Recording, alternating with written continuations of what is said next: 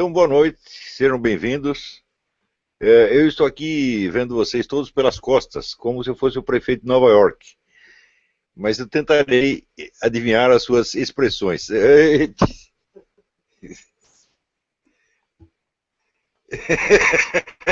Agradeço muito a presença de todos.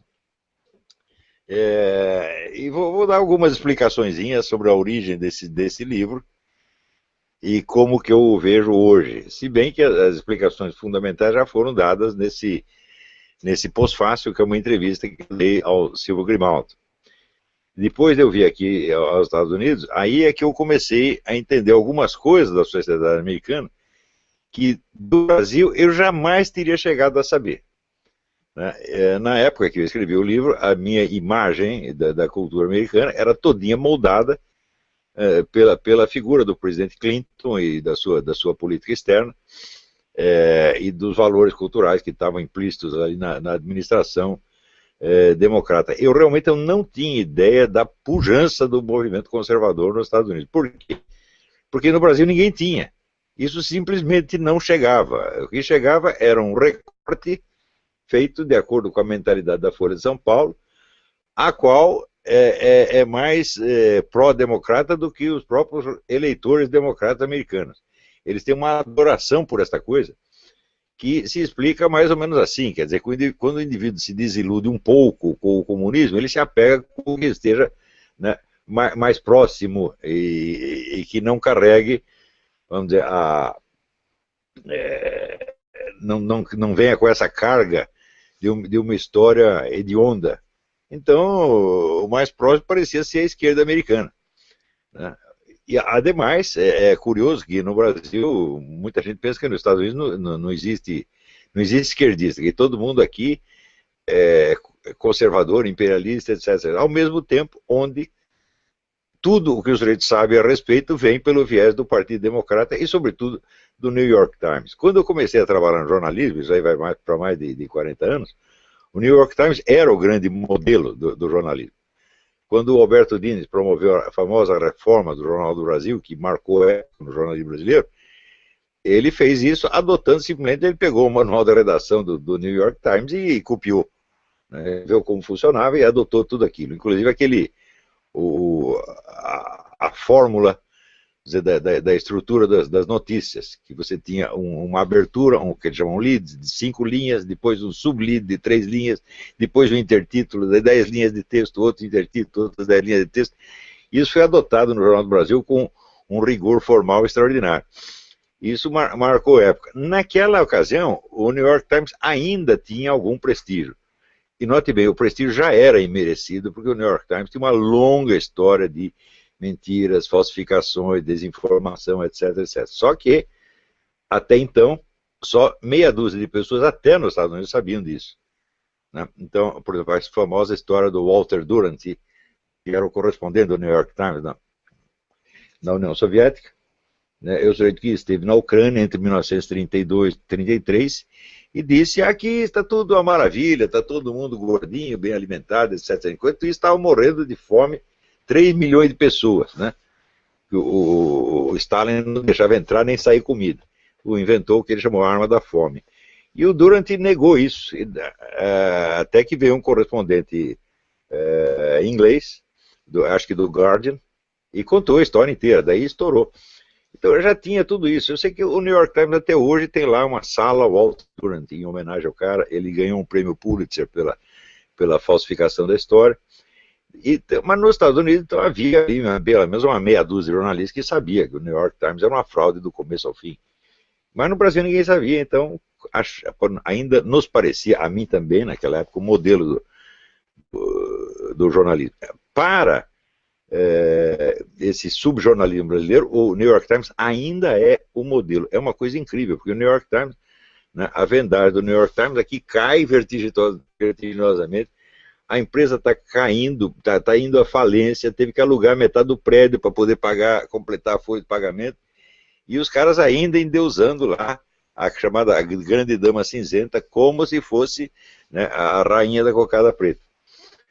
Então, graças a isso, a visão dos Estados Unidos que se tinha no Brasil, e que muitos têm até hoje, é, de certo modo, uma repetição da propaganda oficial do Partido Democrata.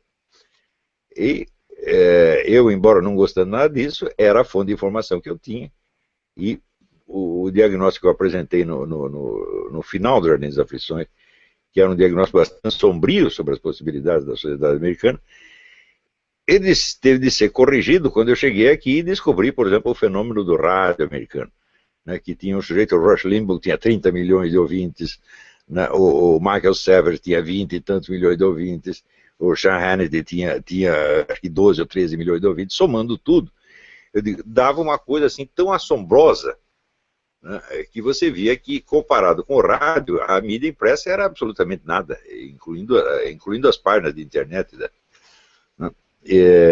Também, assim que eu cheguei aqui, as pessoas descobrem o nosso endereço, então você começa a receber pedido de contribuição para tudo quanto é campanha. Então, era um mar de campanhas, né?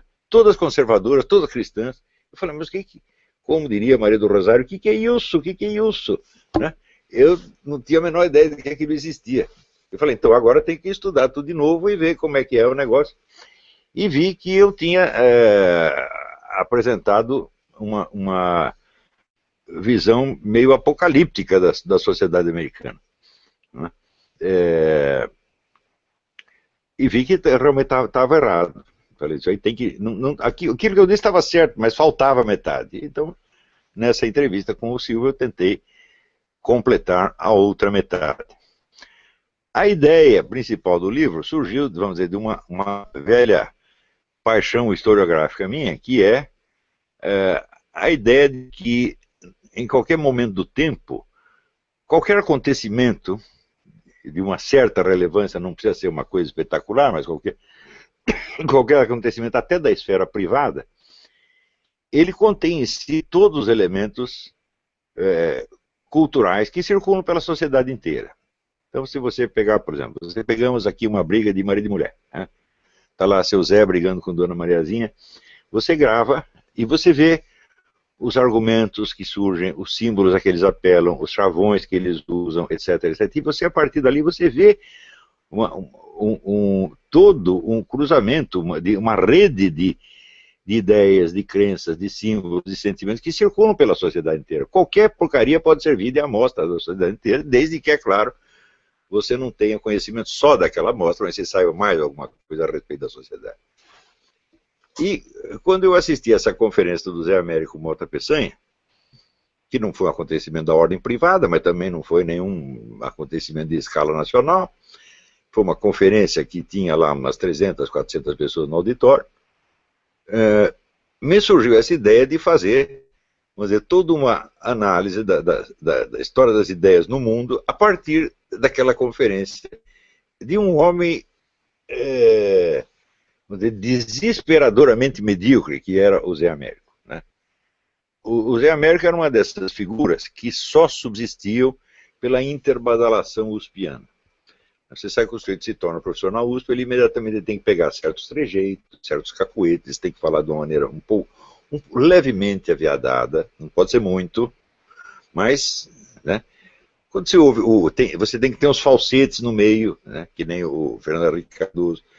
Primeira vez que você ouve o Fernando Henrique Cardoso, você pensa que é só ele. Quando você vai, não, todos os professores da USP têm o mesmo falsete, né? E também você tem que viver numa permanente afago, né, dando afagos a todos os seus colegas de departamento, como se aquilo fosse uma pleiade de gênios, né?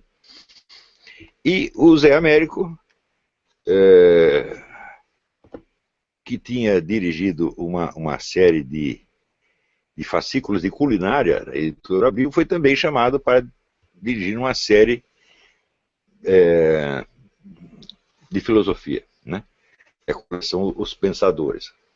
Até no livro eu analiso brevemente a estrutura dessa coleção, onde você, por ali, você vê toda a deformidade da visão do mundo daqueles caras, deformidade provinciana, na verdade, coisa de gente que não sabe as coisas, né? E a conferência do Zé Américo, ela estava tão majestosamente errada, não é a questão de que, o sujeito discordou, não é discordância. Quando o nego vem assim, com informação totalmente errada, não é que você está discordando, você está corrigindo o cara, né? Então aquela conferência terrivelmente medíocre, ela era significativa por quê? Porque ela fazia parte de uma série de conferências tramadas pela USP, pela Folha de São Paulo, por outras entidades, para preparar a famosa campanha pela ética na política que culminou com a remoção do Fernando Collor de Mello. E Fernando Collor de Mello era tão esperto que não percebeu nada. Ele só percebeu quando o pessoal já estava tirando ele da cadeira, estava puxando a cadeira debaixo dele, aí que ele percebeu. Peraí, tem um cafezinho aí? Pô, fazer uma conferência sem café é sadismo. Então, então, isso quer dizer que a conferência ela tinha um sentido, vamos dizer, de propaganda política também. Portanto, o que ele estava falando não interessava muito. As conferências foram muito desiguais, algumas de uma mediocridade acachapante, outras brilhantíssimas, como, por exemplo, tem uma convidada francesa, Nicole Loho, fez uma conferência sobre a tragédia grega, que foi uma verdadeira maravilha. Mas você reúne lá meia dúzia de semi-analfabéticos, põe 2 franceses no meio, pronto, já embelezou os caras por contágio dos franceses. Né?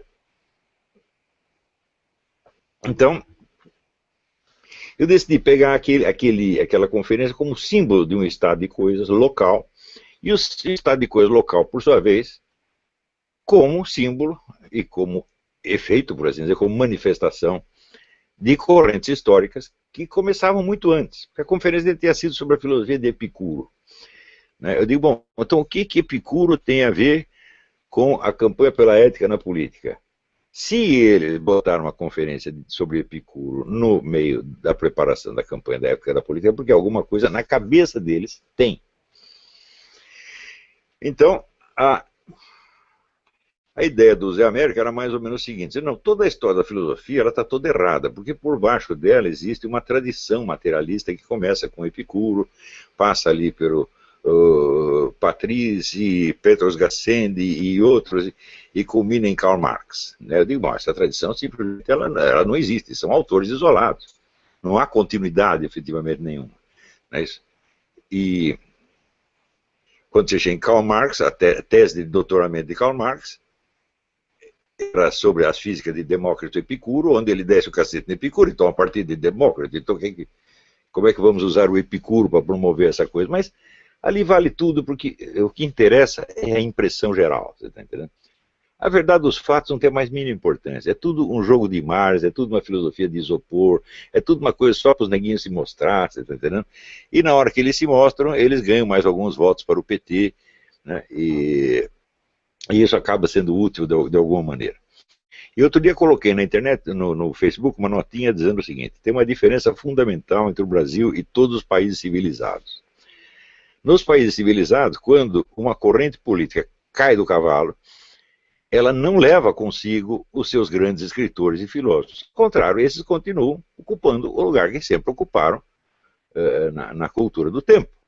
Tá certo? Às vezes ficam com a reputação queimada por 2, 3 anos, mas logo o pessoal volta a lê-los normalmente, inclusive quem os odeia também os lê. Quer dizer, ninguém vai sonegar um reconhecimento literário ou filosófico a um sujeito só porque ele estava no partido que caiu do poder. Mas no Brasil, quando uma corrente é rejeitada na política, ela é rejeitada na cultura, na academia, nas letras, em tudo tem que sumir com aquilo.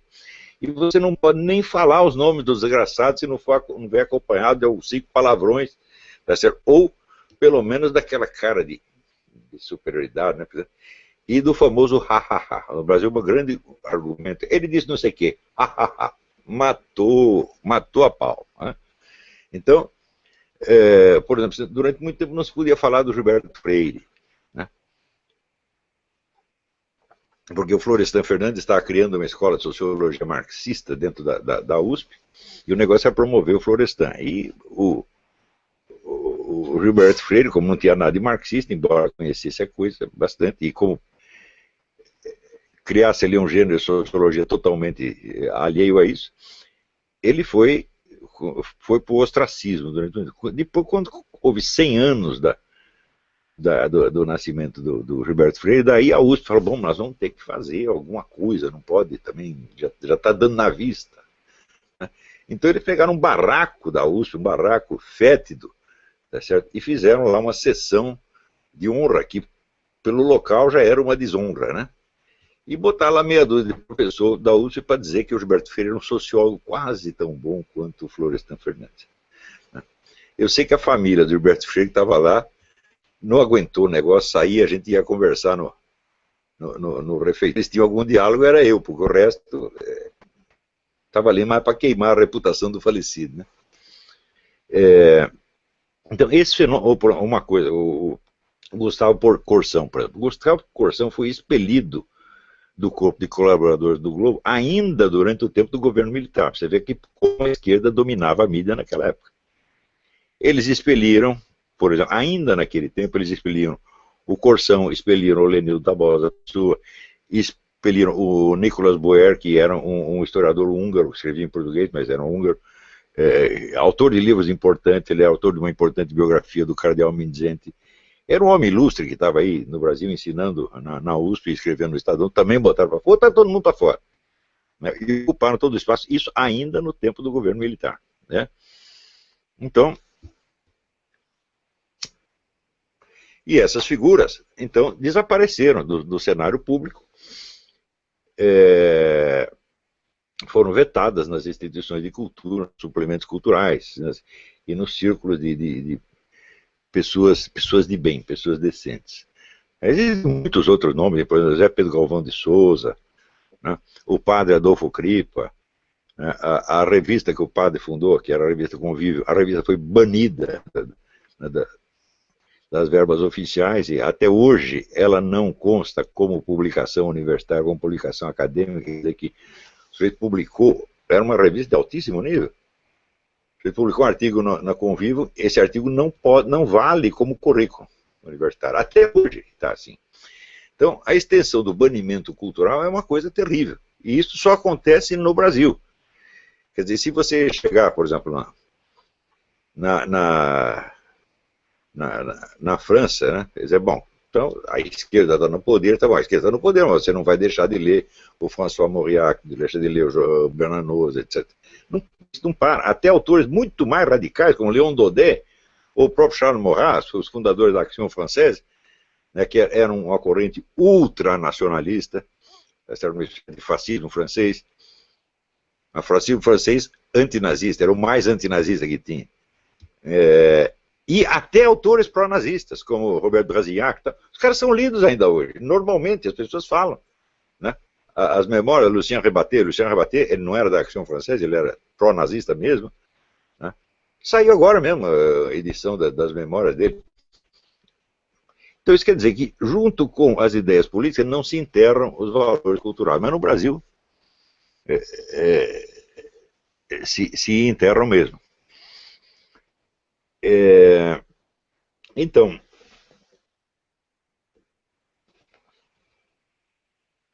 a ideia foi tomar então esta conferência como se fosse, vamos dizer, um centro de onde partiam, como várias espirais que iam se alargando, até chegar o tempo de Epicuro. Né? E daí do Epicuro a gente vinha, né? Vendo assim, aquilo deu nisso. Como é que foram se formando aquilo que o James Billington chama as linhas de significado. Linhas de significado são temas que se repetem na história, às vezes sem conexão aparente, com intervalos de muitos séculos. Tá certo? Esse é o fenômeno, aliás, bastante estudado num livro que outro dia eu elogiei muito, que é a História Intelectual da Europa, do Friedrich Heer, o historiador austríaco, onde ele mostra o seguinte, é um fenômeno assombroso. Ele diz, olha, durante 1000 anos a igreja combateu todas as heresias. Mas quando afrouxou o controle, né, da igreja, a partir do século XVIII, todas essas heresias reapareceram com toda a força nos mesmos lugares onde elas tinham florescido antes. Né? Então ele disse, olha, existe de fato uma espécie de inconsciente da história, né, onde as coisas que são rejeitadas são jogadas para o lado do lixo e daqui a pouco elas reaparecem de novo. E essas ideias, então, elas têm uma atualidade tremenda. Tem muita ideia que está circulando por aí, você pensa que é novidade, né? O pessoal fala muito, tem gente que junta física quântica com programação neurolinguística, né? Para dizer assim que, já que a matéria é insubstancial, a matéria é evanescente, então tudo deve sair da nossa mente. A nossa mente, então, né, você precisa de um táxi, você faz pensamento positivo, aparece o táxi. E assim por diante, né? Essa ideia é o Epicuro, meu Deus do céu. De novo a mesma coisa. Então, quanto mais você estuda a história, mais você vê que nada perde a atualidade. O ser humano circula em torno de um certo repertório de ideias que é sempre o mesmo, aparece em novas versões, melhoradas ou pioradas, né?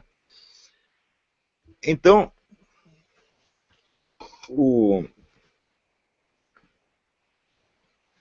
acompanhando a evolução das coisas desde o tempo do Epicuro, eu vi que havia uma ideia que era recorrente ao longo de toda a história do Ocidente, e é a ideia do império. Não é isso?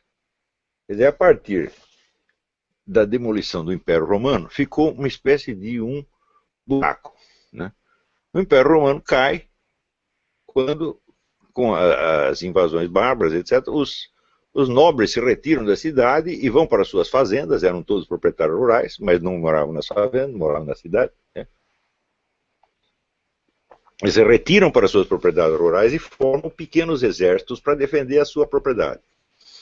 E não tem mais política em escala nacional, por assim dizer. Só tem aqueles poderes locais. É isso que nós chamamos de feudalismo. O feudo é uma fazenda guarnecida, uma fazenda onde mora muita gente, né? Onde você tem o nobre, a sua família, os seus parentes, os seus servos, o seu exército, e é completamente independente dos vizinhos, embora haja encontros e discussões periódicas entre os vários proprietários, né? Então, quando cai o Império Romano, fica uma espécie de rombo, falando que aqui não tem governo central, isso aqui é uma anarquia, ninguém manda. O único fator unificante que permaneceu foi a Igreja Católica, que naquela altura estava se expandindo formidavelmente. Então a própria Igreja Católica tem ideia, não, então, raios, vamos fazer o Império. Então botaram lá o Carlos Magno, e o Carlos Magno, de fato, ele cria um vasto império que domina toda a Europa Ocidental, mas que durou uma geração, porque no dia seguinte Carlos Magno morreu, os filhos já começam a querer se matar uns aos outros, e daí o negócio desmembra de novo. E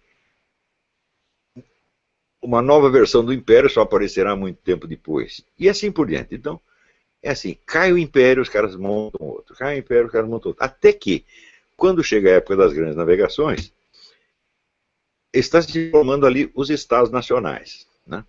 O Estado Nacional consiste no seguinte: aqui você tem um senhor feudal que é mais forte que os outros, né, faz como Dom Afonso Henriques de Portugal, saltava a janela dos adversários, cortava-lhes a garganta enquanto estavam na cama e anexava o seu feudo. E foi crescendo o feudo, crescendo, que ele ficou mais poderoso e falou: bom, agora eu não sou mais apenas um senhor feudal, eu sou o rei. Né? E assim se formam, mais ou menos assim se formam os Estados Nacionais. E junto com a formação dos Estados Nacionais se abre essa perspectiva das grandes navegações, das grandes descobertas, onde cada nação, então, se torna um projeto de um império. Você tem o Império Francês, o Império Lusitano, o Império Espanhol, o Império Britânico, etc, etc. Então, é novamente a mesma ideia de império que aparece agora multiplicada. Não é isso? E aí emerge, depois de 3 séculos desse processo, emerge o Império Americano. Mas a expansão americana é uma expansão imperial, porque eram no início 13 colônias, tá certo? E eles vão desbravando, ocupando território, às vezes ocupam no tapa, às vezes compram, né? E criam uma expansão que era maior do que qualquer império europeu conhecido até então. E no século XX emerge então um novo império, que é o Império Soviético, que era uma coisa já bem diferente do que tinha sido, né, o Império dos Tsares, né? O Império do Tsar, na verdade, ele manteve uma unidade considerável durante muito tempo, sem grandes conflitos. Por exemplo, o Império Russo sempre teve uma vasta população muçulmana que era fiel ao Tsar, obedecia o Tsar e não havia o menor problema. Mas quando veio a União Soviética e muda o regime, eles começam a reexpandir, né? A Rússia, na Primeira Guerra, quando ela faz a paz separado com os alemães, ela perde muitos territórios. Então, o governo soviético começa a reconquistar esses territórios. E agora é na porrada o negócio. E a coisa com uma violência avassaladora, como jamais antes imaginada. Então você tem novas modalidades de império que começam a funcionar. Só que enquanto estava essa disputa, por exemplo, entre os vários impérios coloniais na Primeira Guerra Mundial, já tinha um grupo de intelectuais pensando o Império Mundial. E você tinha, na verdade, já naquela época, você tinha 3 projetos de Império Mundial. Você tinha o império dessa elite financeira ocidental, que naquela altura estava contratando os maiores intelectuais do mundo para especular as possibilidades de fazer isso. Contrataram Arnold Toynbee, Aldous Huxley, todo mundo. E os melhores psicólogos, Kurt Lewin, né?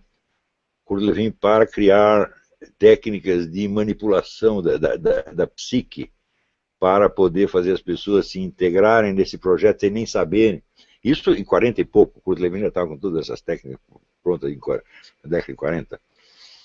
E tudo isso foi muito discreto, né? Então você estava olhando lá para o crescimento do Império Americano, eu digo, mas já dentro do Império Americano já tinha um outro Império supra-americano, e muitas vezes anti-americano, que estava crescendo. Tá certo? Então, traçando a evolução, a linha de significado dessa ideia de império, a gente chegava até o estado de coisa atual, e o estado de coisa atual tinha como manifestação local, num país periférico do terceiro mundo, o raio da campanha pela ética na política, e dentro dela, a conferência do Zé Américo Mota Peçanha, então o anel se fechava, né? Você dava um giro por 2000 e tantos anos de história e voltava lá para o auditório do MASP, né? Então, o livro foi construído, então, como uma peça musical, onde você tem um tema, você tem o desenvolvimento dos temas, entrelaça com outros temas, vai e depois fecha, né? E foi o único livro onde eu tive, vamos dizer, a chance de fazer isso, né? Eu escrevia, completei esse livro numa fase onde eu estava numa miséria desgraçada, morando num prédio carioca. O prédio era tão bom que o apelido do prédio era o Favelão, né? Dentro do prédio você tinha um bordel, você tinha quadrilha de narcotraficantes, você tinha igreja evangélica, você tinha terreiro de macumba, né? Tinha tudo ali misturado. Tinha assaltos internos, né? O prédio era tão grande que o sujeito assaltava dentro do próprio prédio, ninguém ficava nem sabendo quem foi o autor, né? Então, eu morava ali e como eu tinha perdido todos os meus empregos, eu estava na pior, eu mandei a família para São Paulo e fiquei ali, né, morando num kitnet do Favelão, eu, um cachorro e um gato. E de vez em quando o Pedro ia lá passar uma temporada. Ele era pequenininho, tinha o quê? 6 anos, né? Então eu tinha todo o tempo do mundo, né, para escrever esse livro e pude então completar, pegando notas que eu tinha tomado no dia seguinte da conferência do Zé Américo. Quando eu saí da conferência, eu imediatamente fui para casa e escrevi 1/3 do livro. Daí guardei aquilo na gaveta e fui retomar quando já estava lá morando no Favelão, isso quase, sei lá, 7, 8 anos depois. E também aconteceu que nessa época eu estava convivendo com o Bruno Tolentino. E o Bruno Tolentino foi um estímulo literário para mim absolutamente formidável, porque ele era um escritor, ele entendia o que são os problemas da criação literária, e ele me estimulava dia e noite, ele me cobrava dia e noite. Ei, como é o livro? Tem mais um capítulo, tem mais um capítulo, tem mais um capítulo. Eu, para não desagradar o Bruno, eu fazia o capítulo, né? Então, isso foi o único livro que eu pude caprichar na sua estrutura, na sua ordem literária. Eu gostaria muito de fazer isso com outros livros, mas simplesmente não dá tempo. Então, o resto que eu escrevi são todos escritos pequenos, é uma apostila aqui, é um depoimento ali, é um artigo de jornal aqui, é uma nota, às vezes notas do Facebook, tá certo? Quer dizer, o resto é tudo uma imensa coleção de fragmentos e de pedaços. Mas o Jardim das Aflições é um livro feito com começo, meio e fim, com a preocupação não somente da ordem dispositiva, mas da estrutura interna do texto. Quer dizer, é uma coisa trabalhada artisticamente. Eu gostaria imensamente de fazer isso com outro, mas não deu tempo de fazer. Talvez não dê nunca mais. Mas o livro está aí, eu creio que ele ainda pode ser bastante útil para as pessoas, para entender a situação a que nós chegamos hoje, sobretudo para ilustrar esse método, né, de investigação historiográfica que usa muito o simbolismo e a analogia, tá certo? Para captar essas linhas de significado, só com a seguinte ressalva: quando você faz uma analogia, descobre uma similaridade entre duas coisas, você precisa estar consciente de se é apenas uma similaridade de forma, similaridade de estrutura, ou se houve uma transmissão e uma influência efetiva, porque os dois casos são bastante diferentes. Em geral, pessoas que gostam de teoria da conspiração, elas ignoram esse preceito, e quando elas veem uma coisa parecida com outra, elas já acham que houve uma conexão real mesmo. As coisas, de fato, não são assim. Quer dizer, uma coisa é o sujeito pensar a mesma coisa que um outro, pensar de uma mesma maneira que o outro, porque ele viu uma situação parecida, tá certo? Ou porque existe, de fato, uma semelhança natural entre as duas coisas. E outra coisa é o neguinho ter recebido uma influência, quer dizer, um fulano leu o livro do outro, e leu do outro, e leu do outro, e está repetindo a mesma ideia. Tá certo? Ou o sujeito estar vinculado a algum movimento onde aquelas ideias são repassadas. Esses dois processos são completamente diferentes. Quer dizer, seria o processo da continuidade, o processo da analogia, né? Quer dizer, eu uso bastante analogia, mas sempre com cuidado de diferenciar essas duas coisas. Então, por exemplo, a gente vê uma nítida semelhança entre esta concepção do mundo que é passada na programação neurolinguística e as ideias do Epicuro. Eu fiz um capítulo sobre programação neurolinguística e outras técnicas similares. Mas não há continuidade. O sujeito não descobriu aquilo estudando Epicuro, né? Quem descobriu a programação neurolinguística, o Milton Erickson, eu acho que ele nunca leu uma linha de Epicuro. E nem estava interessado nisso, ele estava interessado em descobrir uma técnica psicoterapêutica que lhe permitisse se comunicar com pacientes que estavam desprovidos da possibilidade da comunicação verbal, né?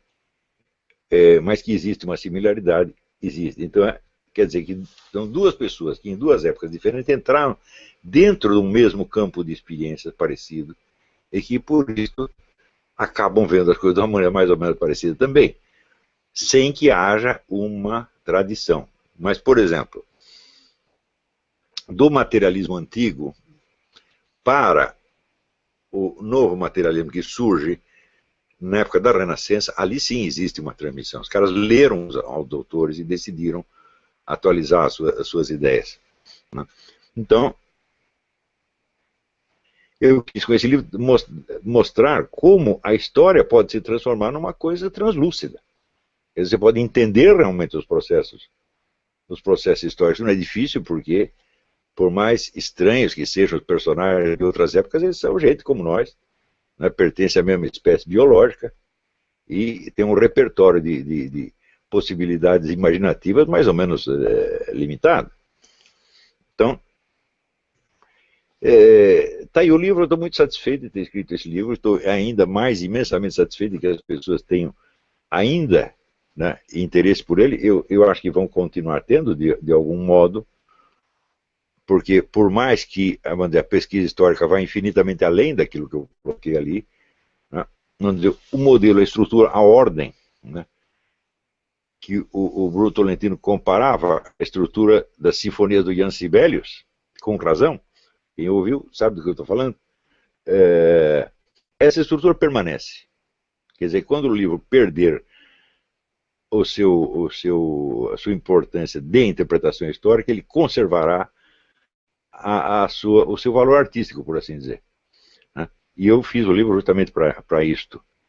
Então, existem muitas obras históricas que você ainda lê pelo mesmo motivo. Por exemplo, você lendo As Origens da França Contemporânea, do Hippolyte Taine, eu digo, praticamente a pesquisa histórica já foi tão infinitamente além dele, e você não vai ler aquele livro para ter informação histórica, mas a ordem, a estrutura, o sentido artístico da coisa permanece e constitui então um modelo de escrita historiográfica.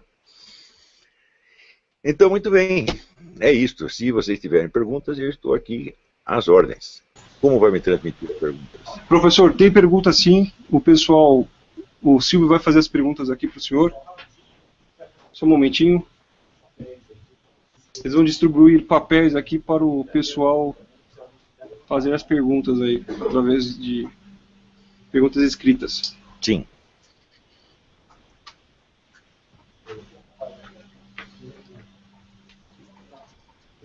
O Silvio está lá na frente falando com o senhor, não sei se o senhor está ouvindo aí. Não estou ouvindo uma palavra. Se você puder repetir o que ele está dizendo. Não dá para iniciar, não tem?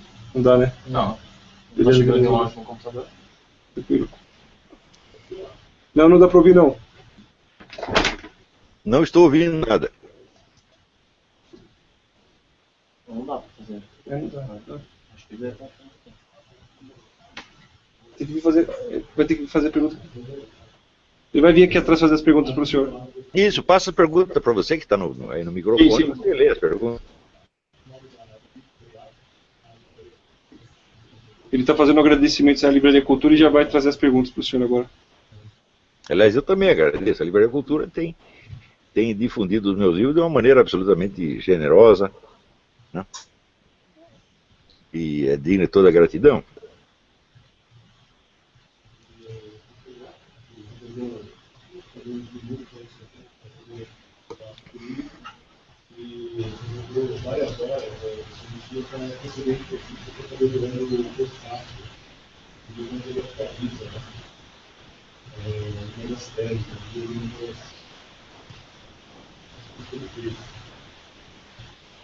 Agradecer também ao lado, em nome da Bíblia, porque nós estamos muito felizes por participar dessa obra.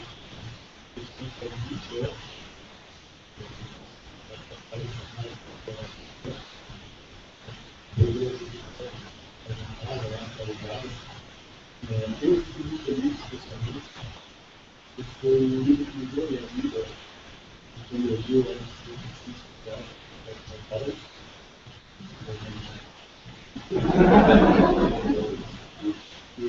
não consigo imaginar assim, tudo tempo depois Eu não estou ouvindo nada. Não tá, sim.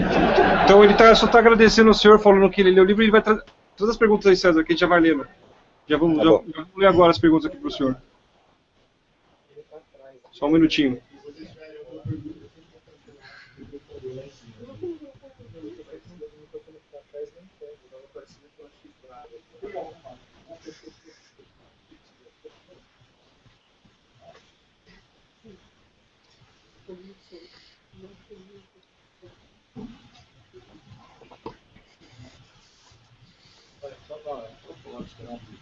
Eles estão escrevendo as perguntas, professor, então se eu quiser falar mais alguma coisa, eles vão, daqui uns minutinhos, estar aí com as perguntas.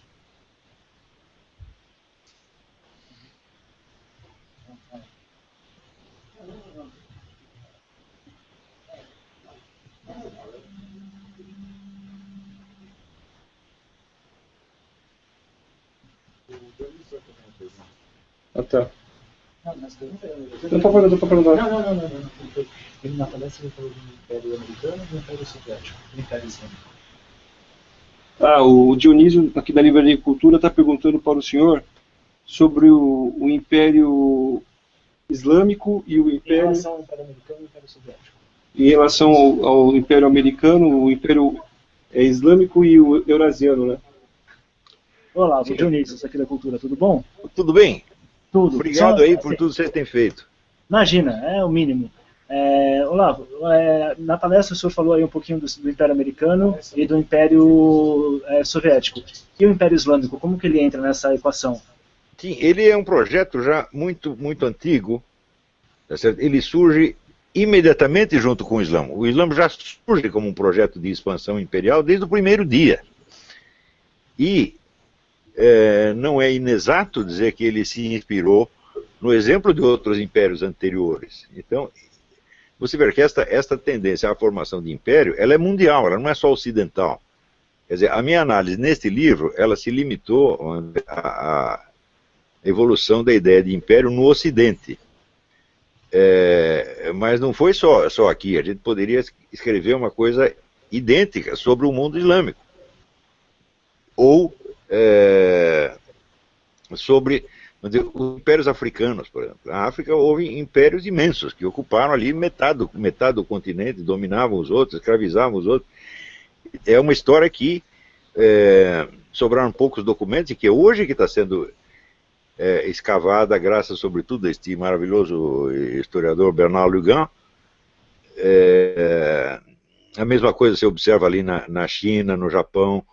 Então, eu acho que histórias similares da ideia de império tinham que ser feitas para outras regiões do mundo também.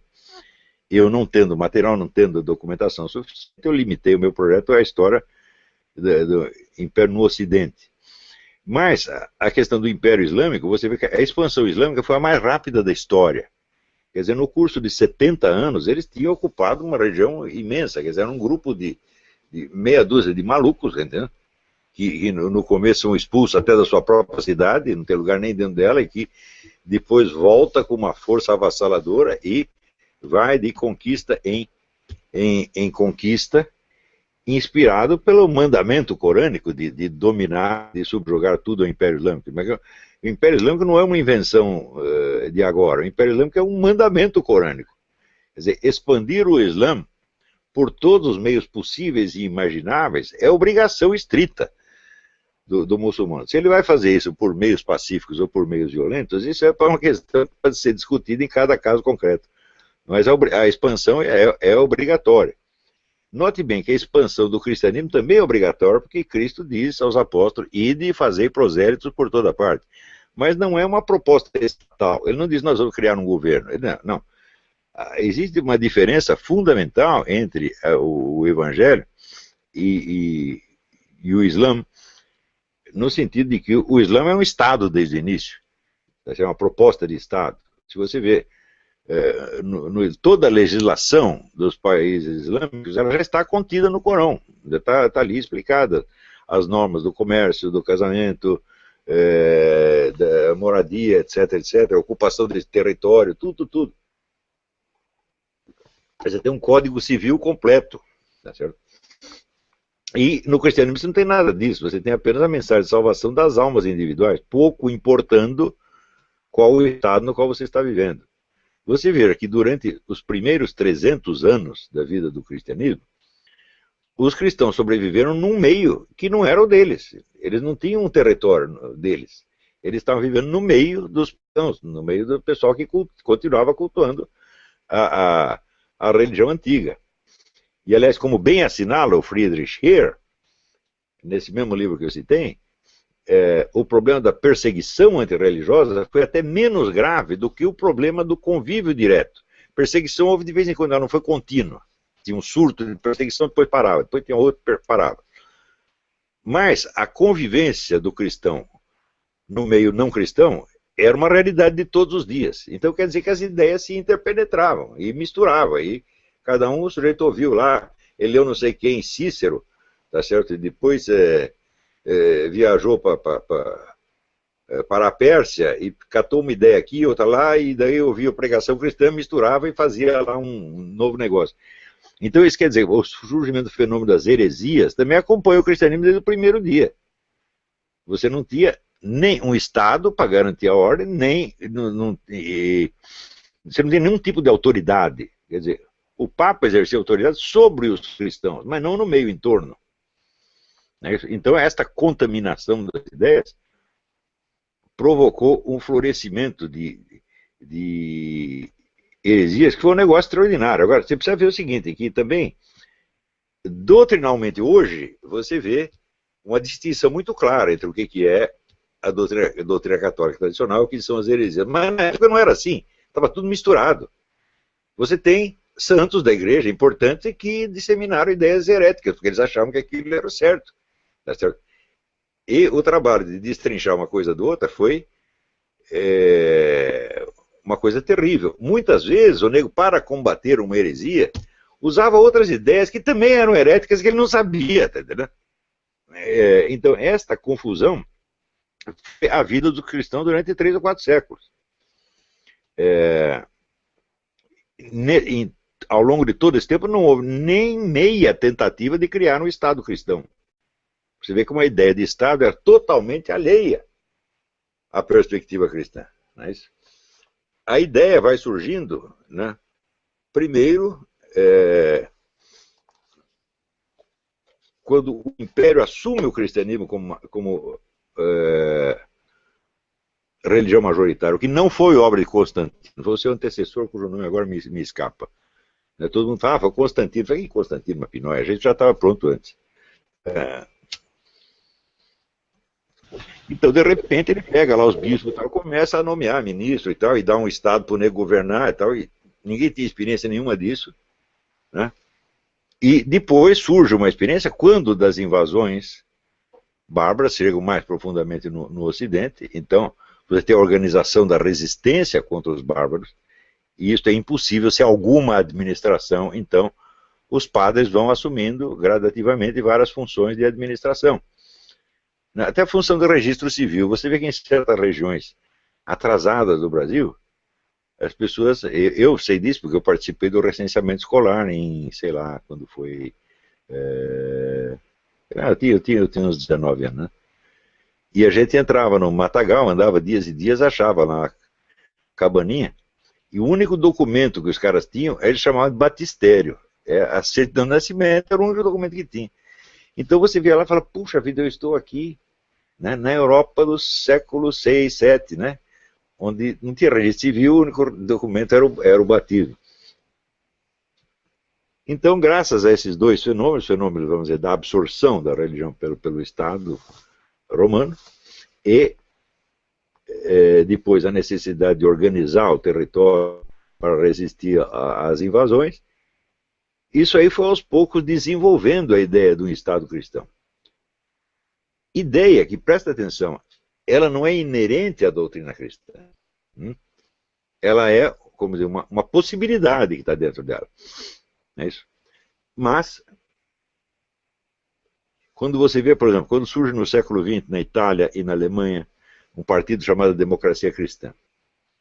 O que é a democracia cristã? É um partido cristão que concorre às eleições e pode governar o país sem implantar o cristianismo como religião oficial.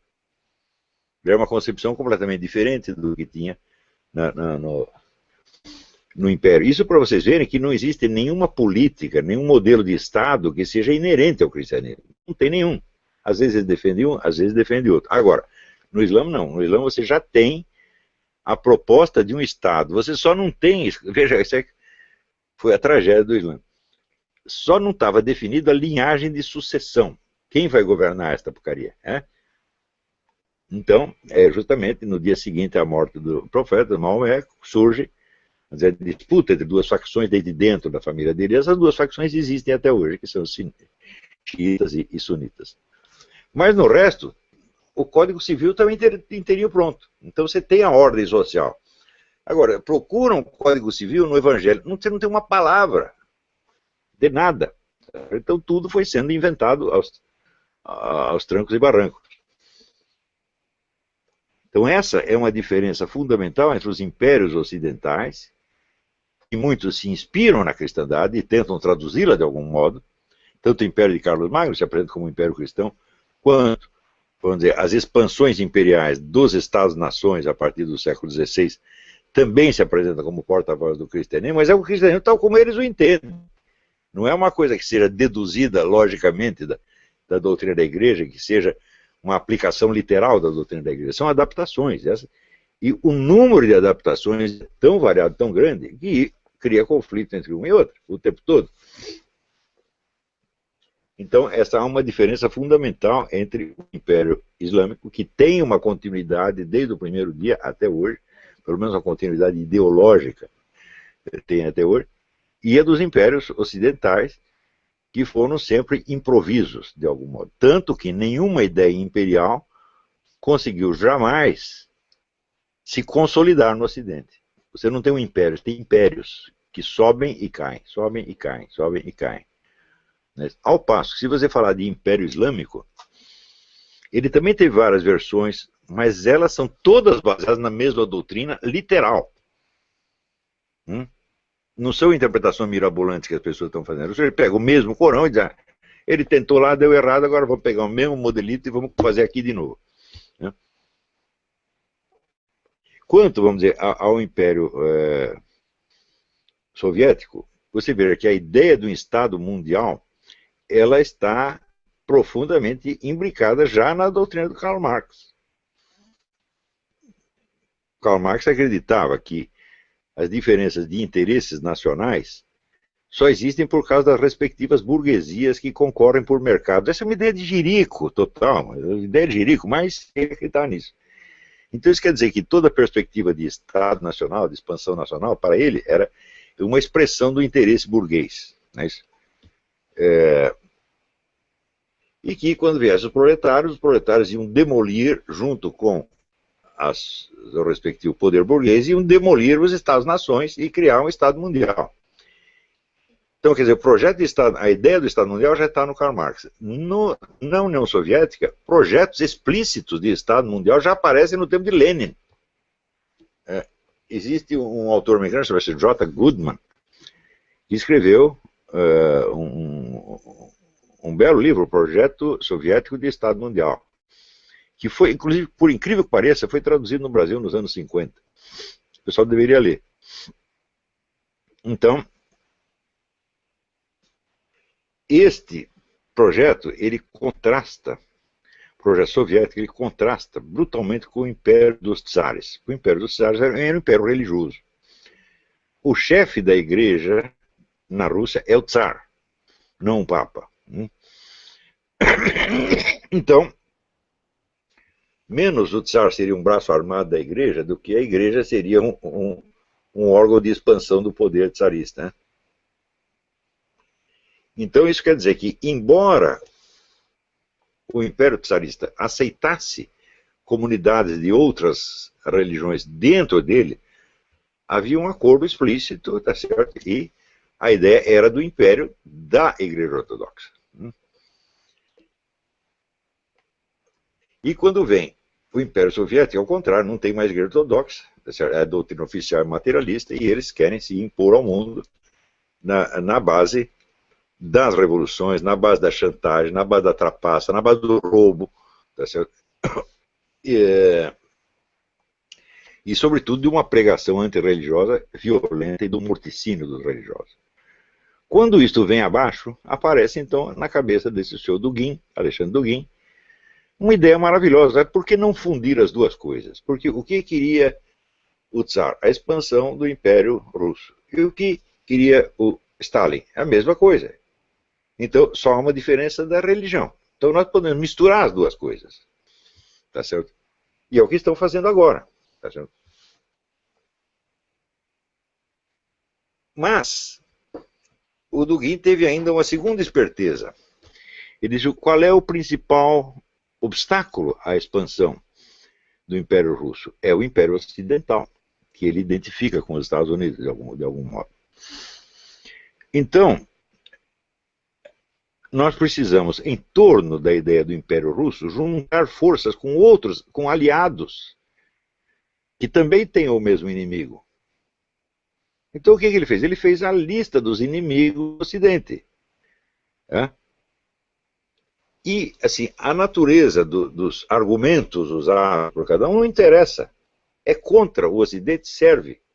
Então serve o comunismo, serve o nazismo, serve o fascismo, serve o islamismo, serve, vamos dizer, a extrema-direita nacionalista cristã francesa, serve, vamos dizer, tem outra, na França tem duas extremas-direitas, tem uma extrema-direita cristã e tem uma extrema-direita darwinista, evolucionista, materialista, chefiada pelo Alain de Benoist. O Alain de Benoist e o Alexandre Dugin são carne e unha. Então, isso quer dizer que tem essa coisa, o pessoal eurasiano aprendeu com os comunistas mesmo. Eles aprenderam que a unidade ideológica do movimento não tem importância, não é necessária e até inconveniente. Porque se você quer submeter todo mundo a uma doutrina ideológica uniforme, você limita a área de expansão.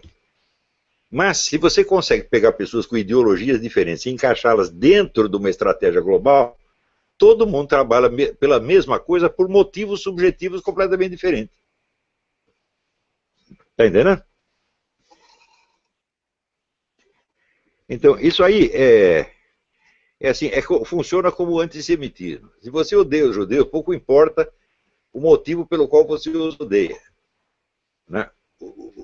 Os nazistas odiavam porque eles achavam que eles eram todos comunistas. E os soviéticos odiavam porque eles eram todos capitalistas. Mas não importa. Você junta as duas coisas e vai contra o seu inimigo ideal, né? E os comunistas, a partir dos anos 50, 60, eles descobrem isso, né? E começam a aceitar uma variedade de ideologias diferentes dentro do seu movimento. E assim está até hoje. Quando a iniciativa passa do comunismo para o eurasianismo, o que muda nesse sentido? Absolutamente nada, ainda é a mesma coisa. Só que o eurasianismo ainda tem um espectro de aliança muito maior. Ele aceita tudo, qualquer porcaria serve. Né?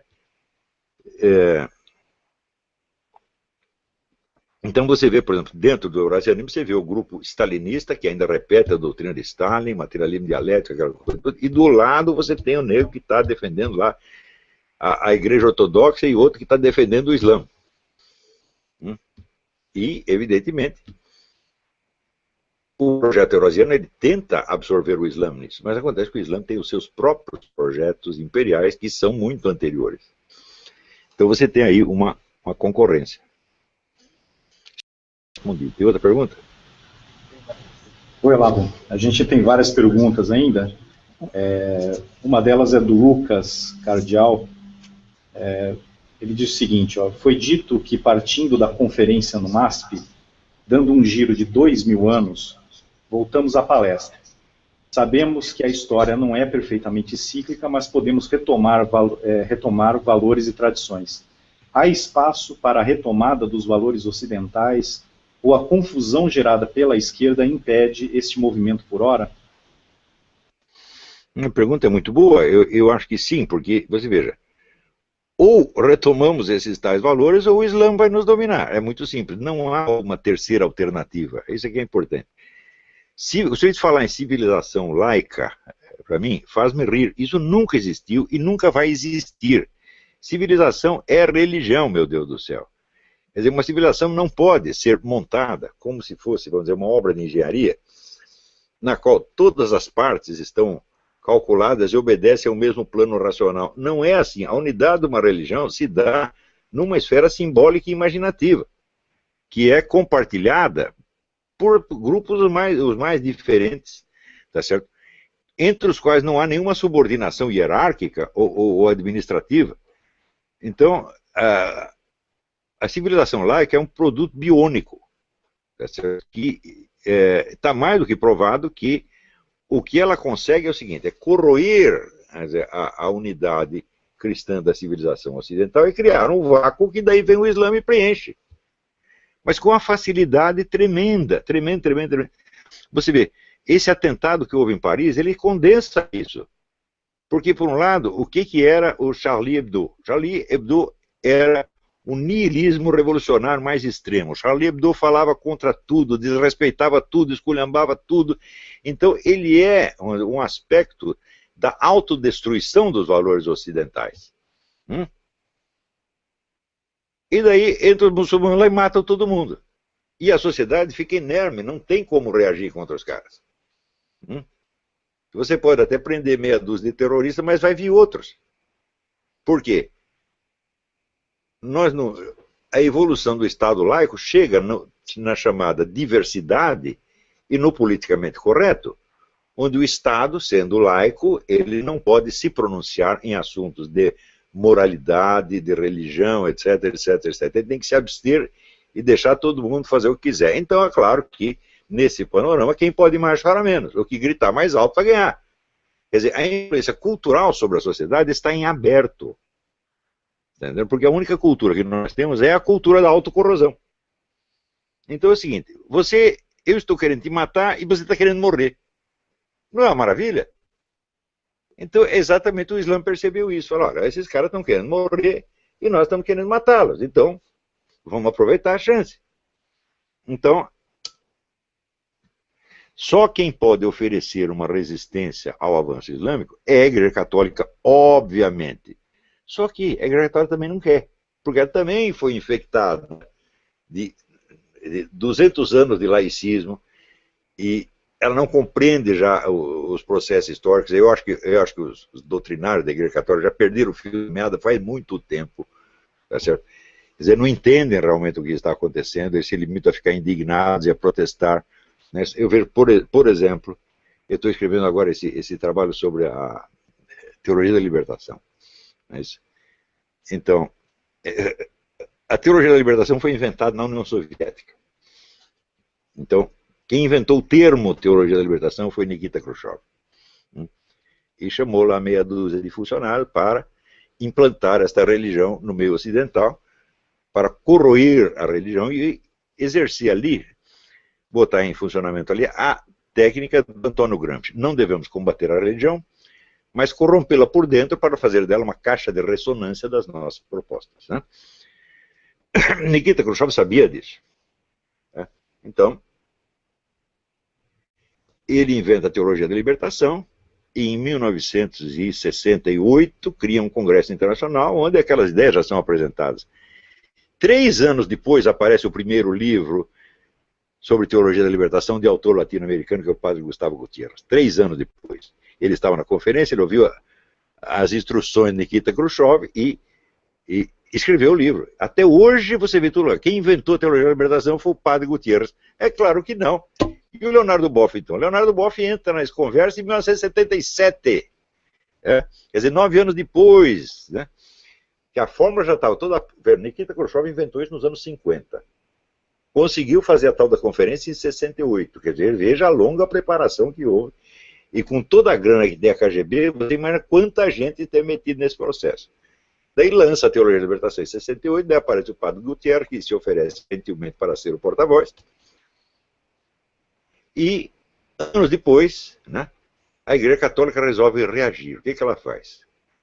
O Papa João Paulo II manda lá o então cardeal Ratzinger fazer uma análise da teologia da libertação. O cardeal Ratzinger pega os livros do padre Gutiérrez e do Leonardo Boff e os analisa do ponto de vista da teologia católica, mostrando que aquilo é incompatível com a doutrina católica. Daí os conservadores dizem que a teologia da libertação está liquidada. Olha, em primeiro lugar, o que o cardeal Ratzinger examinou não foi a teologia da libertação, mas foi a versão publicitária escrita por Leonardo Boff e Gutiérrez. A teologia da libertação é um discurso em 2 níveis. Você tem um discurso, como é que se diz, podemos dizer, descritivo, teórico, que é puramente pretextual, são os pretextos teológicos. E você tem embaixo um discurso apelativo, que é o discurso unificador da militância, onde a militância se reconhece. Esses escritos, então, a partir do momento que eles foram disseminados, eles tiveram um duplo efeito.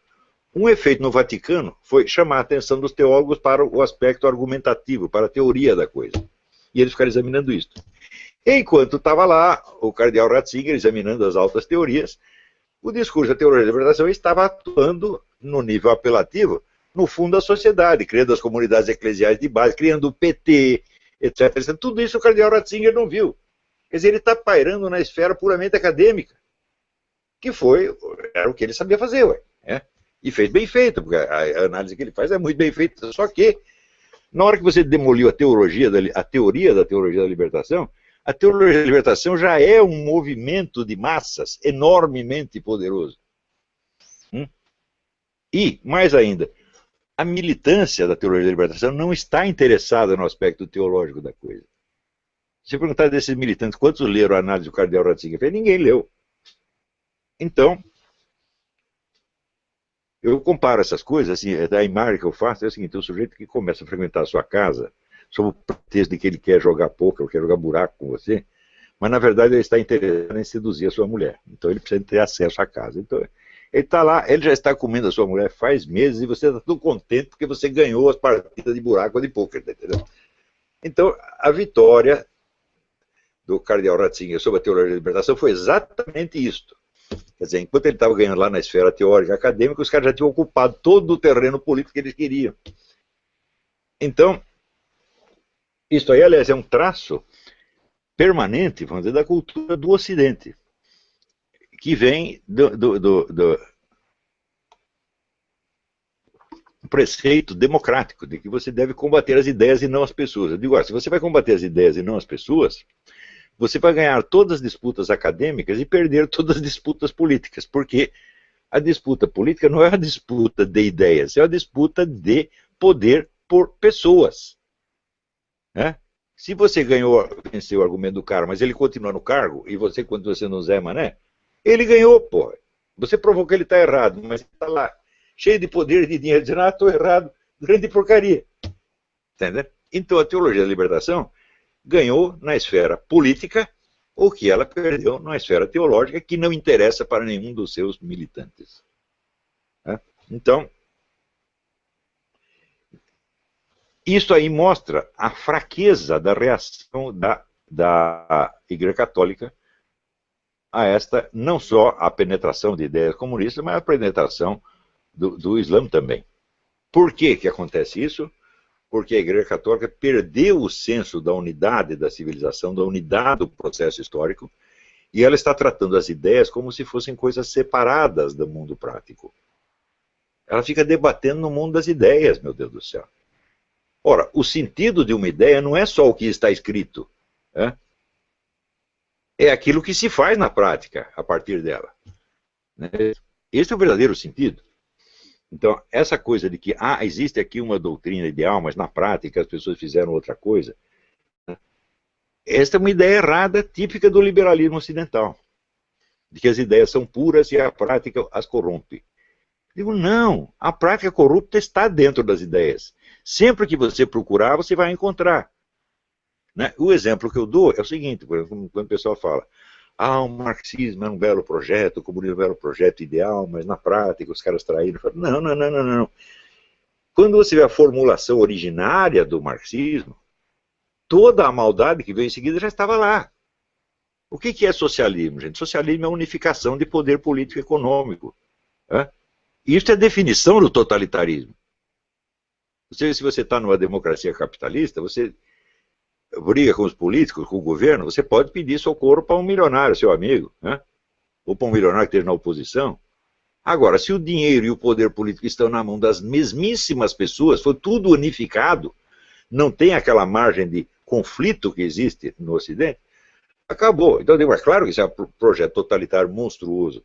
O próprio Karl Marx sabia que a implantação do socialismo vai requerer a destruição dos quantos povos inferiores.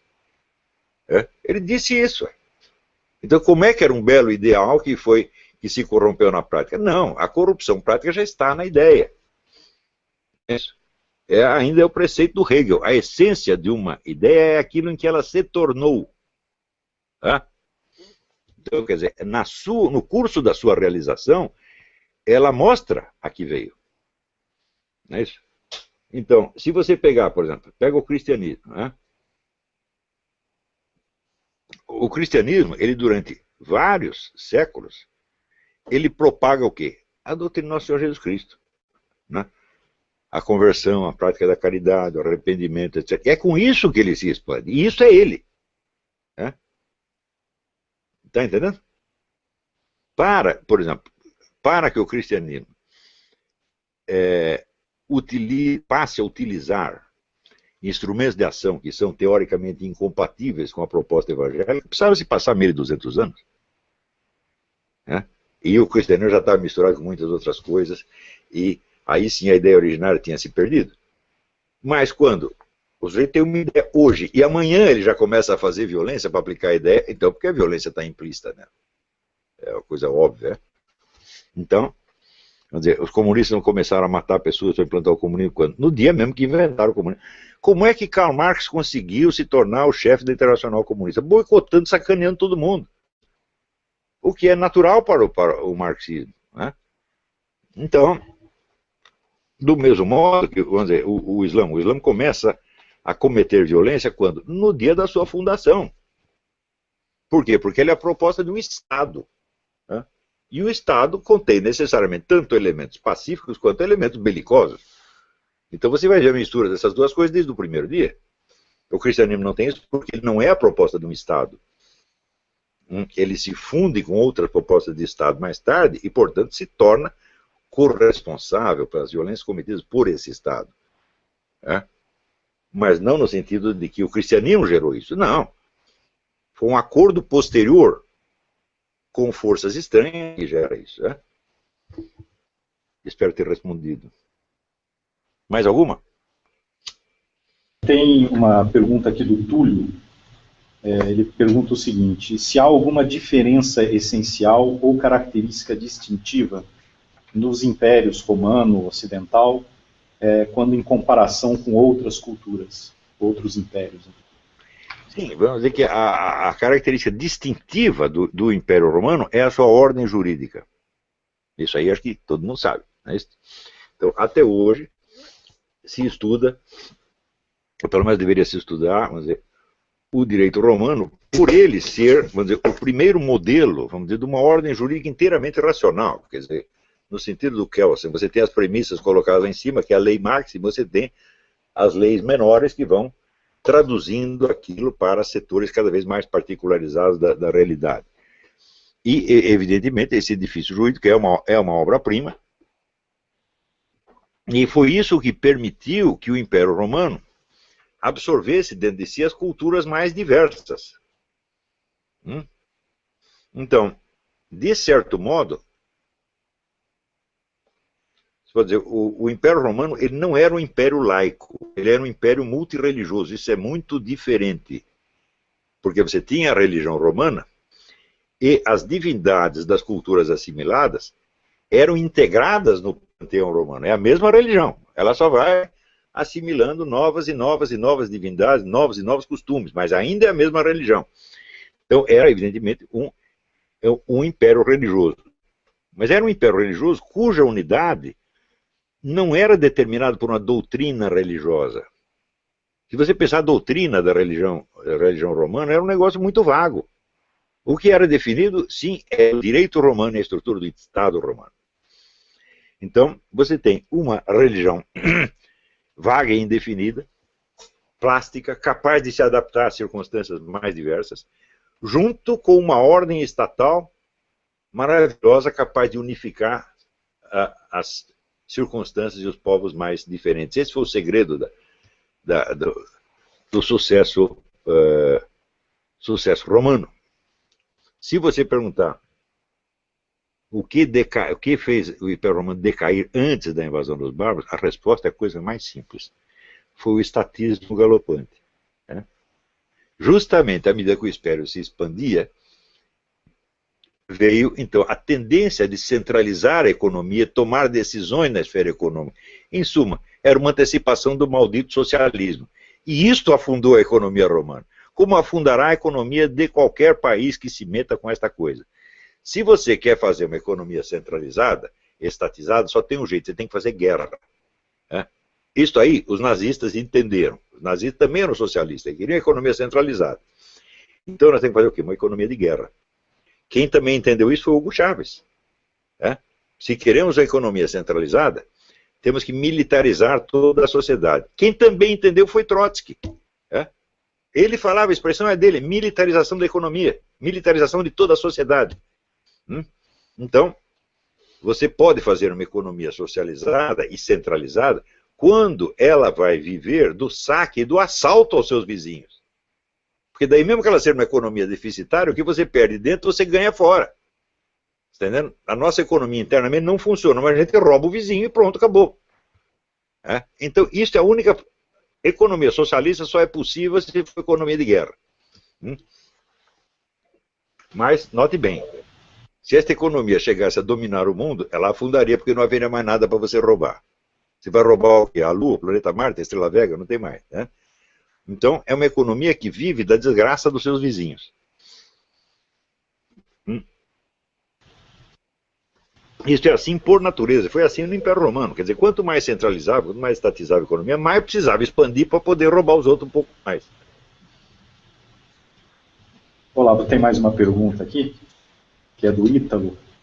Ele pergunta como a teoria da mentalidade revolucionária se encaixa na análise da tese de império apresentada no livro Jardim das Aflições. Muito bem. A mentalidade revolucionária é um fenômeno que não é constante na história. Ele aparece a partir de um certo momento, digamos, entre os séculos 13 e 14, e o primeiro neguinho que inventou a doutrina revolucionária que foi o Papa. Veja vocês. Então, inventou a ideia de você criar uma sociedade unificada, reformá-la de alto a baixo. Então, criar uma sociedade cristã de alto a baixo. Não funcionou, é evidente que não funcionou. Logo a coisa desmembrou, veio a reforma, veio os Estados Nacionais, etc, etc. Muito bem. Mas a ideia essencial revolucionária, que é a ideia de você modificar a sociedade de alto a baixo mediante uma centralização do poder, esta ideia depois ela se torna constante. Você vê aqui, nem os romanos tinham esta ideia. O Império Romano começou a se centralizar, começou a se estatizar muito tempo depois dele ter crescido. Quando chega no limite do seu crescimento, daí começa a estatização da economia e a expansão forçada. Mas esta ideia, ela foi assim, a maior tentação que já apareceu na cabeça do ser humano. Então, eu tenho a ideia certa, eu sou o emissário de Deus, ou sou o porta-voz da história, sou alguma coisa, e nós temos que unificar tudo e centralizar tudo na minha mão. E daí eu vou fazer tudo ficar bonito. Esta é a ideia revolucionária. Então, se for um Papa o primeiro que teve a ideia, fala, bom, pior o Papa. Porque logo em seguida a igreja também começa a cair. Então, toda a experiência anterior, você vê um segundo esforço de centralização na Igreja Católica foi o Concílio de Trento. Então, o Concílio de Trento foi feito para quê? Para barrar a expansão da reforma. Não barrou. A reforma, você vê, depois disso, os protestantes se expandiram para a América e criaram aqui o maior império do mundo. No que o Concílio de Trento impediu os caras de fazerem absolutamente nada, tá certo? Então, durante mais de 1000 anos, a igreja se expandiu, na verdade, sem organização nenhuma. O que expandia a igreja era a voz dos pregadores, eram os milagres, tá certo? Que aconteciam a 3x2. Quer dizer, na hora que você vê certas coisas, eu sempre dou o exemplo de São Vicente Ferrer, o sujeito faz um sermão durante 40 dias e 40 noites, falando sem parar, sem comer, sem beber água, sem ir ao banheiro, sem dormir. Quem vê isso, como é que o nego não vai se converter? Pô, não é possível. Era isto que fazia a grandeza da igreja. Depois, quando começa, vamos dizer, a centralizar, burocratizar, bom, já começa a dar problema. Quer dizer, quanto mais rígido um edifício, mais facilmente ele tem rachaduras. Agora, se ele é plástico, imóvel, ele pode continuar se expandindo indefinidamente. Você vê, um dos segredos da expansão islâmica é ela não ter uma autoridade central. O Islã é um saco de gatos e por isso ele se expande. Você não tem um governo central, uma autoridade central que manda no Islã. Não, você tem 10 mil cabeças pensando. Todas elas orientadas pelo mesmo conjunto de crenças e ideais que é o Corão. Mas cada um aplicando o seu jeito. Então você tenta de um jeito, se não der certo do seu jeito, a gente faz do nosso jeito. Se não der, tenta um terceiro jeito. Então esta plasticidade, de certo modo, é o segredo do sucesso. A expansão americana, o que é? É exatamente isso. Os Estados Unidos cresceu pra caramba. Por quê? Porque você tinha não só uma economia de livre mercado, mas uma sociedade onde as pessoas tinham uma margem de ação incalculavelmente vasta. Você vê, as comunidades americanas se organizaram, cada uma totalmente independente da outra. Daí o sujeito está lá na comunidade, não gostei do que o pastor falou. Sabe o que ele fazia? Fazia as malas e montava outra comunidade lá longe. e fazia do seu jeito. O outro também não gostou, cria outra comunidade e assim por diante. Foi isso que fez a grandeza americana. Então, quer dizer, a ausência de um controle central burocrático é a condição sine qua non do crescimento, não só econômico, mas cultural. Agora, a ideia revolucionária, ela é exatamente o contrário. Ela é o controle total colocado na cabeça de um gênio. E mesmo quando você vê o que é o eurasianismo é uma tendência, é uma tentativa de fazer o planejamento central do caos e da confusão.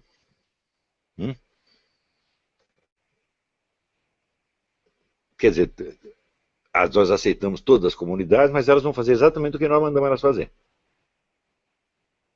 Então já é uma coisa, subir um patamar na perversão da coisa. Né?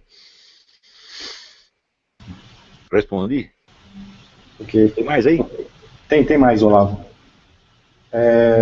A Denise, ela pergunta aí se o senhor sabe quais são as empresas de comunicação no mundo que são financiadas com dinheiro árabe e se existe um valor... Todas. E se existe um valor... São acionistas importantes de todas as grandes empresas de comunicação nos Estados Unidos, que é a mesma coisa que dizer no mundo. Até Fox News. Né? Você vê aqui, a Fox News evita os termos jihad e terrorismo. Por quê? Porque o sheik árabe, que é acionista, ele tem lá, não sei quanto, 30%, 40%, ele mandou parar. Os caras pararam imediatamente. E também ela pergunta se existe se o senhor sabe, por exemplo, o valor que é investido para desinformar o Ocidente, ou nesse processo de desinformação, se existe um valor... Meu Deus do céu, isso é impossível de calcular, não existe, esse número não existe. Né?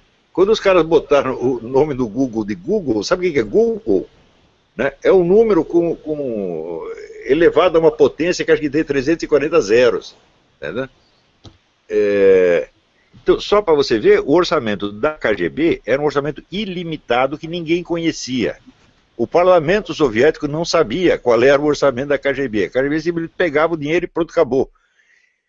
E tinha 700 mil funcionários só dentro da União Soviética, sem contar os que estavam espalhados no mundo. E, pô, não dá para calcular o orçamento dessa porcaria. Não é isso? E hoje em dia, onde você vê surgirem movimentos de protestos, sempre tem dinheiro atrás. Esta semana se revelou aqueles protestos na cidade de Ferguson, né, por causa da morte daquele rapaz, o Michael Brown.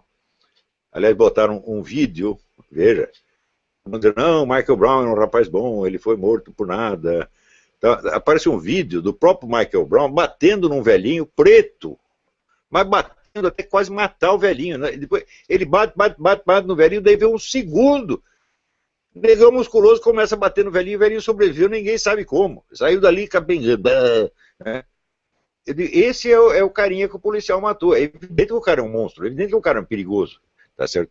E o homem tinha 2 metros de altura, meu Deus do céu. Então, daí fizeram aquele movimento todo, né? Porque dizer que não, a polícia é racista, etc, etc. Essa semana apareceu. O George Soros botou 33 milhões de dólares naquele movimento para criar aquela confusão em Ferguson. O único caso, presta atenção, o único caso de movimento popular espontâneo, sem ninguém financiando, foram estes protestos anti-Dilma que houve no Brasil. Não houve mais nenhum outro caso. Quando o governo lançou aquele negócio do passe livre, que era estruturado e financiado pelo próprio governo federal, houve também uma manifestação de massa que se infiltrou ali e virou o movimento, o negócio virou antigoverno. Foram 2 casos de movimentação popular totalmente espontânea, sem nenhuma organização por trás, sem dinheiro por trás. Isso é raríssimo acontecer no mundo. Né? Em geral, quando você investiga, você descobre quem estava por trás. E neste caso, eu digo, bom, quem organizou o negócio? Foram os caras que não tinham de cair morto. Foi o Lobão, foi o Marcelo Reis, foi o, sei lá, o Dalma Cortini, né? Eles não tinham dinheiro. Ninguém deu dinheiro para eles, né? E o que eles gastaram do próprio bolso foi mínimo. Então, em geral, quando você vê um movimento de massa, você espera um pouco para ver quem quem mandou fazer e quem pagou para fazer. Aquele site do David Horowitz, Discover the Networks, tem muita informação sobre isso. E tinha outro site que chamava Follow the Money. Eu não sei se o número exatamente, mas alguma coisa assim, que também fazia a mesma coisa. Então, quando você quiser saber, né, qual é a finalidade do movimento, você pergunta quem pagou. Porque quem pagou é que determina os fins da coisa. Não é isso? Então vamos lá. Tem mais uma pergunta aqui do Luciano. Ele pergunta, né, bom, o senhor no livro faz uma análise do cenário cultural e acadêmico no Brasil que decorridos 20 anos piorou e muito. Olha, eu tenho saudade daqueles personagens do Imbecil Coletivo. Porque comparado com o que tem hoje, eles eram, sei lá, Aristóteles, Albert Einstein, Leonardo da Vinci, entendeu? Você pegar, né, você compara a Dona Marlene Chauí com o Vladimir Safatli, ou com o Emir Sader, eu digo, meu Deus, mas é uma queda vertiginosa. Você pega o Leandro Konder, né? O Leandro Konder leu um bocado de Karl Marx, esses caras não leram nada, e quando eles não entendem, eles não sabem escrever, meu Deus do céu, eles não sabem escrever 3 linhas sem cometer 3 erros de gramática. Quer dizer, é uma coisa que passou do nível da discussão crítica. Não é discussão crítica mais, há apenas a análise de um estado patológico.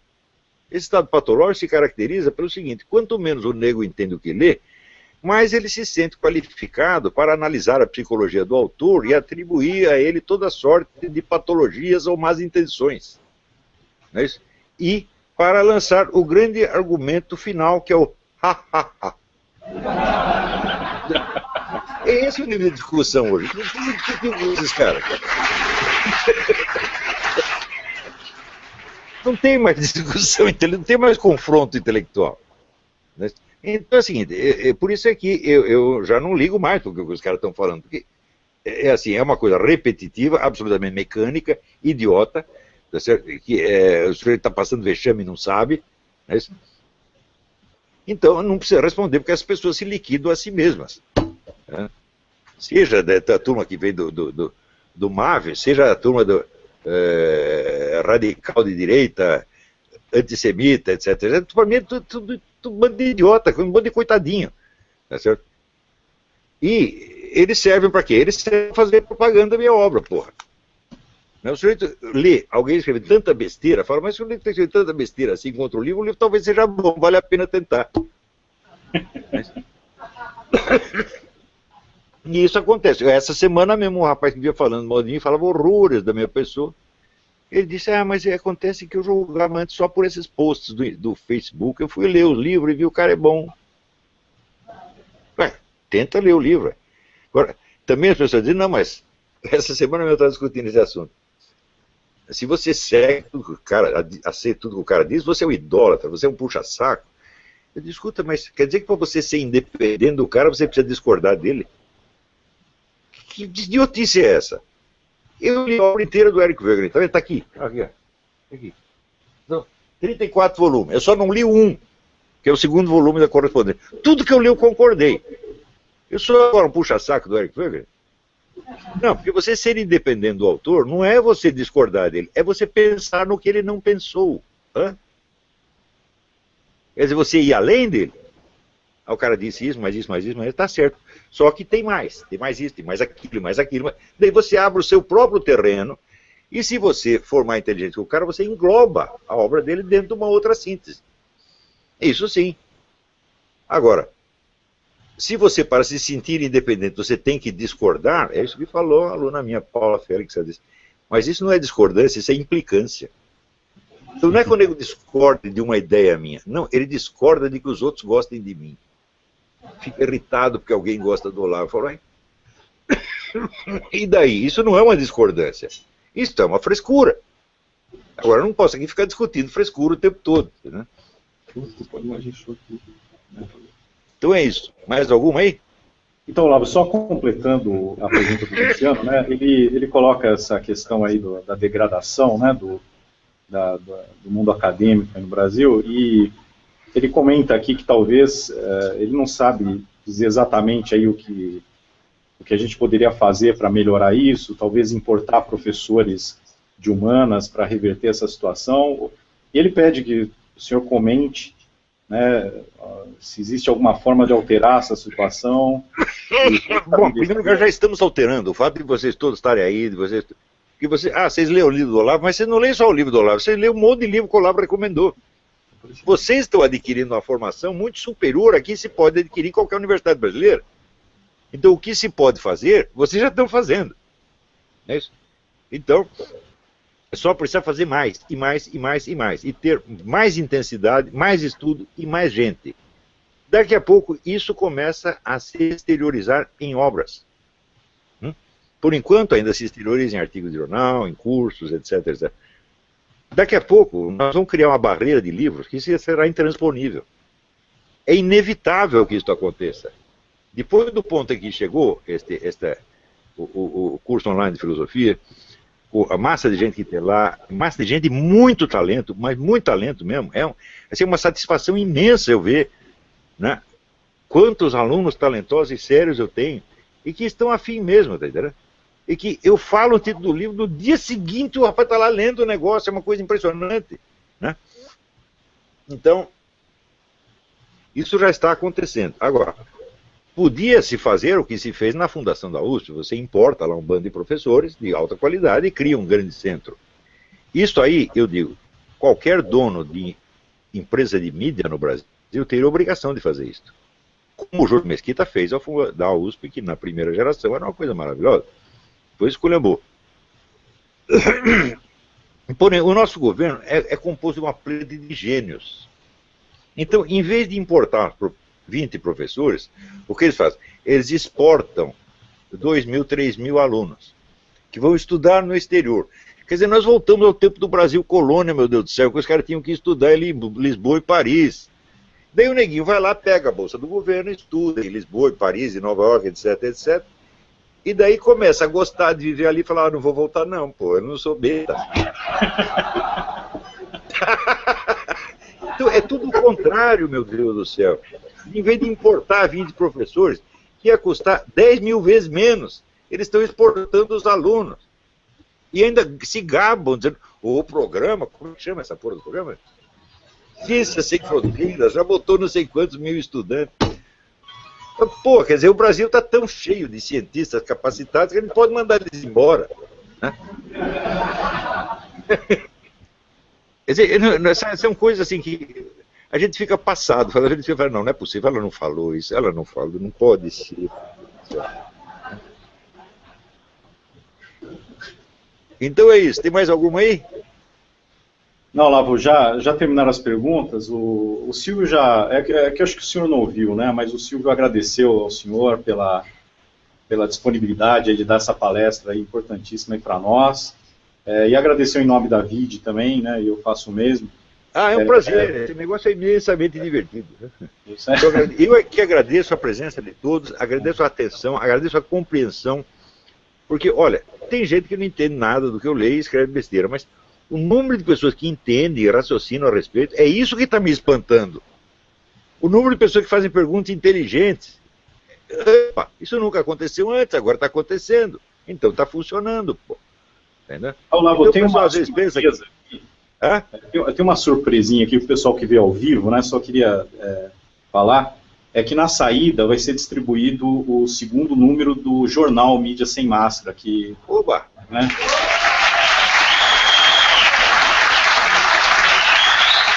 Beleza. Agora, tem uma coisa que o pessoal imagina que eu estou fazendo tudo isso para criar um movimento conservador. Eu não estou fazendo nada para criar conservadores. Sabe o que eu quero criar? Eu quero criar uma pleiade de gênios. Este é o meu sonho. Tá? É iluminar o cenário brasileiro, fazer com que haja uma era de inteligência, de consciência, de luminosidade, de novo nesse país. Porque a política, nós não podemos prever qual vai ser a situação amanhã ou depois e qual política será necessária, nós não sabemos. Mas nós sabemos o seguinte, se não houver as pessoas qualificadas, a política será uma porcaria. Então, qualificar as pessoas, meu Deus do céu, é isso que eu estou tratando de fazer. Né? O fato de que isso tenha se consolidado num movimento conservador foi pelo seguinte, foi porque nós estávamos numa situação anormal, onde durante 40 anos só tinha política de esquerda, então falou, o mínimo de sanidade exige que apareça um movimento conservador, isso é lógico, não é isso? Mas o que eu estou fazendo tem pouco a ver com a política do momento, mas tem a ver com a perspectiva de futuro. Nós temos que salvar a vida da inteligência nesse país, porque senão o país vai para o buraco, né? Não é possível o sujeito querer resolver todos os problemas e ficar inteligente depois. Assim, não dá, meu filho. Então, é isso aí. Eu agradeço de coração à Livraria Cultura, ao Silvio, a você, ao César Kim e a esposa dele, a Delice, todos que trabalharam para isso, que estão ajudando muito, que estão ajudando, não a mim, estão ajudando o Brasil, meu Deus. Então, isso aí, tudo que nós estamos fazendo é pelo Brasil. Então, até a próxima e muito obrigado. A gente que agradece.